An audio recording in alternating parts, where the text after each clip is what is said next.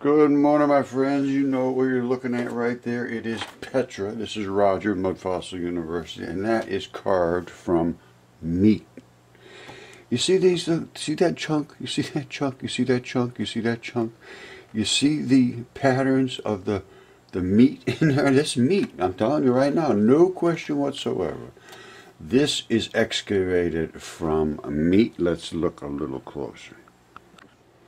Just like this piece of meat right here, which happens to be at this point a rock, and it is basically the same stuff that Petra was made out of. It's a little bigger now, and we're going to show you conclusive evidence.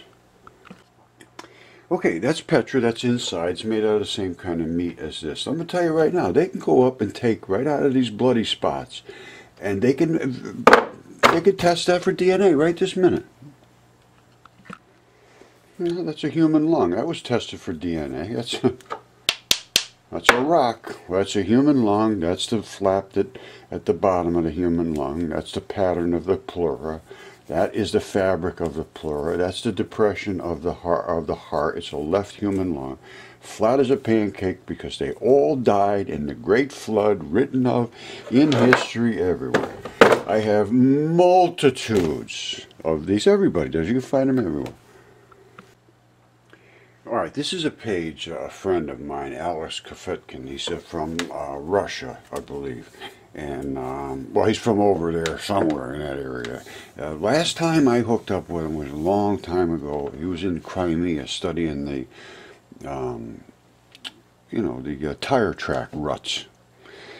And then there was a war, something happened over there, and they got cut off. I forget what happened. But anyway, so I sort of lost track with him. But this is a foot. That's a foot. That's a foot. I call it no-toes, and that's another no-toe right there. That is a foot from a no-toe. That's where the fibia breaks off. It just lays on the side here along the tibia, which is the big bone. It straddles right there. Now, this is a no-toe. They don't have toes in them. But they do. They're inside. You can actually see them down inside. Now, I show you tons of them because I have tons of them. Now, he has a good page here, and I came up here today looking at this. Somebody put up Gunnar Hiptmar. And this is about the ancient structures that were made in, this is tendon, this is all tendon and flesh, and it's biology. And they dug into this and made these things. Now they're talking about whether they were made for just for religious ways, or whether they are machines or what they are. And so anyway, that's outside of my interest. My interest is the damn things are made out of meat. So I started putting stuff up here. I figured, what the hell, I'll throw a whole bunch of stuff up here. Because I really haven't pushed anybody about this, but it's time to push. These were they had built equipment here. They had big equipment here, and that's on top of a tendon. So the tendon was wet. The equipment, whatever it was, you can see there's tank treads. It's made and designed to work in wet environment and still have the ability to drive and cut slabs. That is a tendon from a gigantic, gigantic creature. You just have to get over it. Now, that tendon is right here. So I figured I'd throw this up here at Alex and see what he has to say. That's the tendon. And as it is, it's tendon, it's limestone. And you can actually see the blood and everything. And that could, all of this stuff could be DNA tested. Now, they know this. I had my stuff tested years ago before anyone else. And then all of a sudden, well, yeah, we can test mud for DNA. But they won't test the actual item. They will only test what runs off it. I had my stuff tested right from the item, and it was all human DNA. Now, this was cut out of here, and then they moved them back here to make the walls. And that, again, is no question whatsoever. Here's the walls. They took the slabs back here and made them. Some of them, they used muddy, a bloody area. That's a bloody area. And see, it came from here. And that one there is a mess. I don't know why they used these nasty ones. Normally, they didn't use that. This must have had some bad end of town or something. Now, this was a wall they made, and to my mind, this was a test wall. And they were going to see, should we scrape them this way or that way, or leave a little of this? And these are the bumps that are the things that hold on to the tendon balls, and I'm going to show you that lock in to the body, and then the tendon mats move on those straps. And here are those tendon mats. And here are those balls. That's the straps. They broke them off right here. And they cut those walls like that, and then they made balls out of them. Now, these are the type of tendon balls that attach to, these are inside of all the areas in your body where anything does any work. Something has to hold on to something, and then something pulls.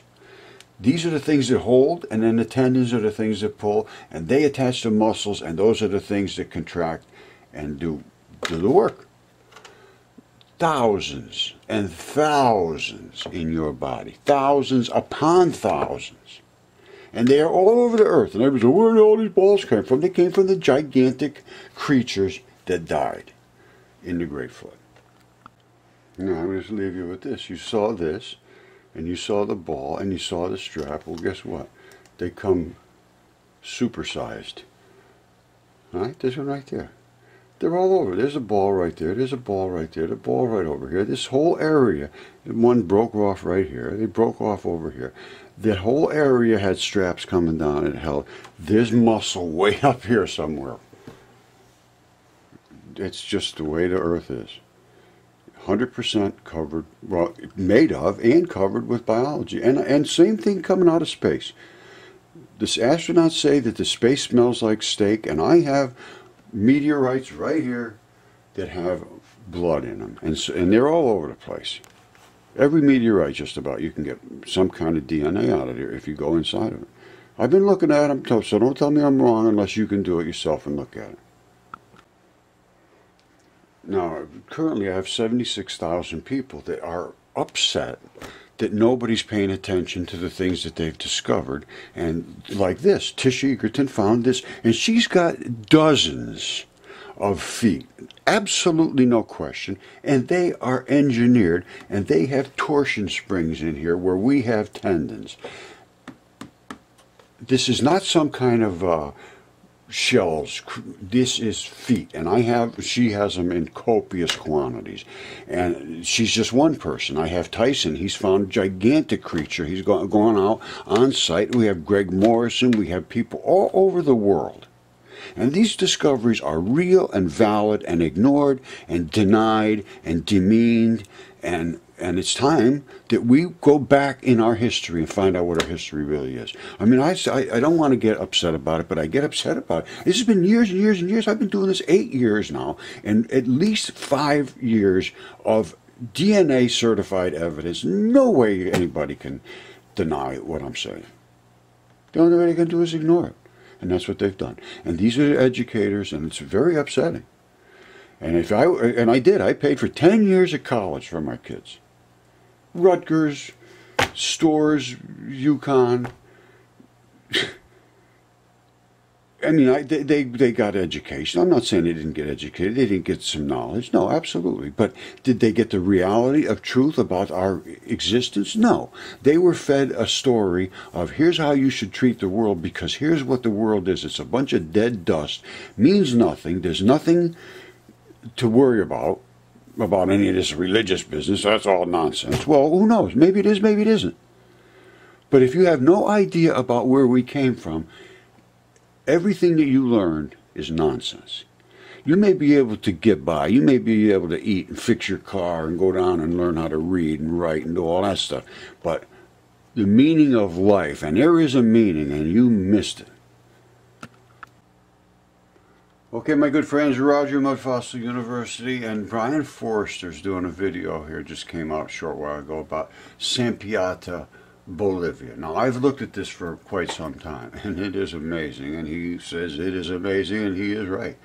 Now, these are literally tire tracks with tank tread-looking things on the sides of them, so that it can go through wet mud and flesh and so forth. And this was some form of biology. This was some form of a creature's biology. I'm not 100% sure at this point what it was, but let's look at it.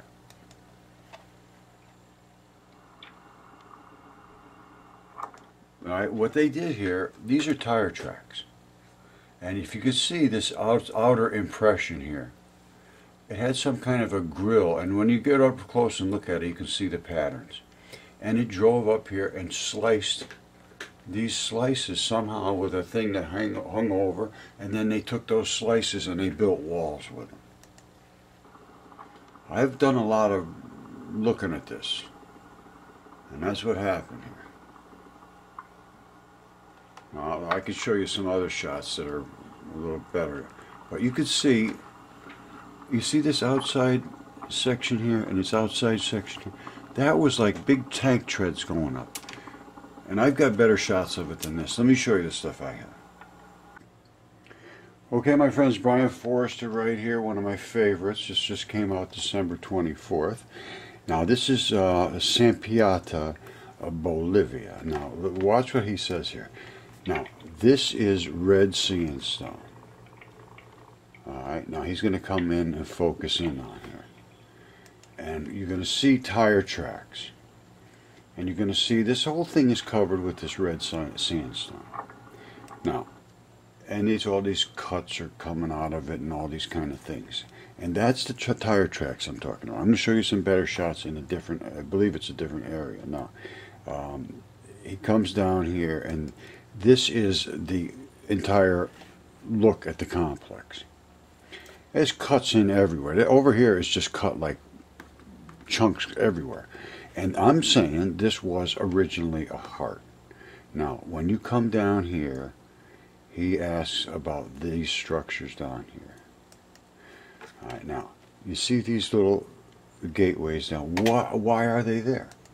I think I fully understand why they're there. They're there for the same reason that there are, well, I'll show you what happened at Petra. And I believe they're there for that same reason as they're there similar thing in Petra. Now this red sandstone is not an incredibly hard material The blood. as compared to something like granite or basalt. So it may not have been that difficult to shape it. First of all, it was wet when they shaped it. They did it with their fingernails, really, as they could have easily. Possibly with meteoric iron tools, which the Inca did have. But again, it's so far away from any other known Inca site, I could see Inca ruins there. But whether this is contemporary with those Inca ruins is not, you can't conclusively say that it is or not, as far as I can tell. Here's the thing. Watch this now. You see these? See these holes in here? And see, this is what I call the rind. And this is what is known as fascia, or some synovial sheath. And here's one of the exact same hearts. Identical. Identical. No difference whatsoever. And when you cut it open, there it is. All the red blood. Why did they make these holes here? Why did they do that? That's to let the air into it, to let it dry out. They did the same thing in Petra. You see, this is the same stuff. Now, of course, this is almost paper thin. Well, it is paper thin on this one because it's just a little hard. That thing there, look at the size of it, of course, it's this thick. But it's the same stuff. It's the same stuff. You look at it under a microscope, identical. Now, I'm going to show you some other shots. Now, he does ask. Here. You see, they have these. This still gives it that structural integrity because the rind has some so there strength. are 10 carved niches over there. The question is, of course, what would they be for? Then he goes on to talk about gold, and there's just not enough gold because they got billions of these niches everywhere. Now, those niches in my world are there to allow moisture to flow out or in. All right, this is Petra. As you can see, the same thing. This is the that rind that covers the outside, and once you get inside, you're into the very red blood. However, there are places that have a lot of muscle-looking things like this, muscle fibers in them. And then where there's places where, whoops, there was a lot of blood in those muscle fibers, they had to poke holes in there to let the blood out. All right, now this is inside the treasury of Petra. And it's obviously muscle of some sort. It's some kind of tissue. It's quite evident. Now, this was like a little blood vessel somewhere, and when they do, they leak out. And there's one that on the left wall facing into one of these rooms. There's a whole batch of them, and they look like they cut holes into them, or they were the actual blood vessels. I'm not sure, but they were, you could see the dark blood saturates that area. It's still probably flowing. It might be, it might not be. But if they put holes in there, they're going to dry it out. That's my point. All right, Lalibela, that was cut out of a heart. It's completely carved from the ground, from the top down. It's all heart tissue in there. It's what it is. And here's the issue. This stuff can be tested for what it is. Now they know that mud has the DNA in it, and that's where the mud comes from. It comes out of things like that. So if you want to go and test it, you can go test it right now.